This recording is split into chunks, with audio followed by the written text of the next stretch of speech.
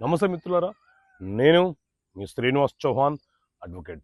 మిత్రులారా, ఈ పుస్తకం చట్టపరమైన సమస్యలకు పరిష్కారాలు మనం రాసిందే. ఈ పుస్తకంలో ఎలాంటి అంశాలను పొందుపరిచాను. సో మిత్రులారా, ఈ పుస్తకంలో ఉన్నటువంటి ఒక ప్రశ్న ఏంటి అనంటే, గర్భంలో ఉన్న బిడ్డకు తండ్రి ఆస్తిపై హక్కులు సంక్రమిస్తాయా?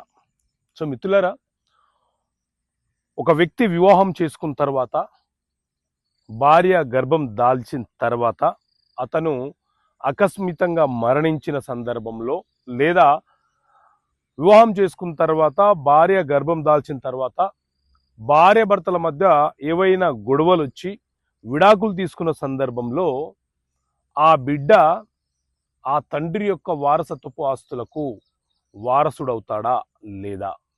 అసలు చట్టం ఏం చెప్తుంది అనంటే మిత్రులారా, మన దేశంలో హిందూ వారసత్వపు చట్టం 1956 అమలు ఉన్నది. ఈ చట్టాన్ని కేంద్ర ప్రభుత్వము 2005వ సంవత్సరంలో సవరణ చేసింది. ఇందులోని సెక్షన్ 20 ప్రకారంగా ఒకవేళ భర్త మరణించే నాటికి ఆ భర్త సంపాదించిన ఆస్తి కావచ్చు, లేకపోతే భర్తకు వారసత్వంగా వచ్చినటువంటి ఆస్తి ఉండవచ్చు.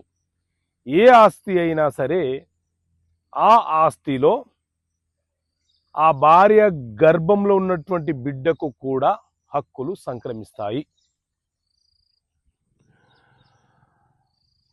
ఒకవేళ భార్యాభర్తలకు మధ్య సఖ్యత లేక విడిపోయే సందర్భం వచ్చి విడిపోతే ఆ భార్య మరొక వ్యక్తిని వివాహం చేసుకున్నా ఆ భార్యకు ఈ భర్త ద్వారా జన్మించినటువంటి బిడ్డ కుమారుడైనా కుమార్తె అయినా ఎవరైతే ఉన్నారో ఈ తండ్రి ఆస్తిలోనే వాటా కోరే హక్కు కలిగి ఉంటారు.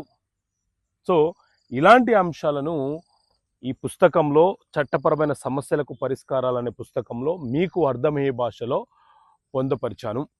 ఈ పుస్తకం కావాలనుకునే వ్యక్తులు ఇక్కడ కనిపిస్తున్న నెంబర్కి కాల్ చేసి జీపే ఆర్ ఫోన్పే ద్వారా 650 రూపాయలు చెల్లించి పోస్ట్ ద్వారా పొందవచ్చు. పోస్టల్ ఛార్జెస్తో కలుపుకొని 650 రూపీస్. ఓకే మిత్రులారా, థ్యాంక్ యూ. జై హింద్.